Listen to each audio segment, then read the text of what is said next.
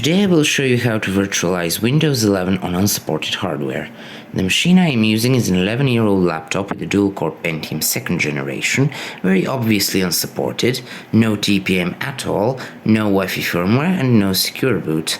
The virtual machine also won't meet the storage requirement. Only the RAM will be sufficient, 4 GB, and also the Wi-Fi firmware from VirtualBox. The reason I'm telling you the specs is because even the official Windows 11 bypass method won't work, as at least TPM 1.2 is required. So how am I going to virtualize Windows 11 on such an ancient machine? Well, the key is unattended installation. Open the Create Virtual Machine wizard and choose where you want to store the VM. Then select a valid Windows 11 ISO image with the drop down below. Some new options will appear. Make sure to select your Windows version. I always go with Windows Pro.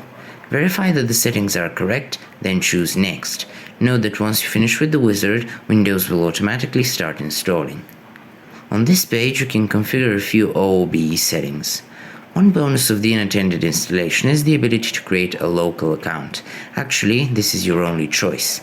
I think you can't remove the account password just yet, unfortunately, so I'll just go with 123. On the right side, you should simply delete the space from the name Windows 11. Leave everything else as it is and click on Next. Don't worry about the product key, VirtualBox will automatically choose the option I don't have a product key. On the next page you will configure your hardware. Be sure to max out everything if your machine is old and slow like mine. Then it's time to select your virtual hard disk. I already have one which doesn't meet the requirements.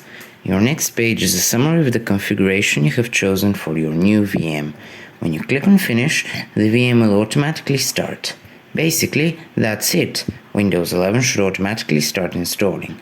Thanks for watching this video. If it was helpful, then do subscribe to my channel for more such tutorials.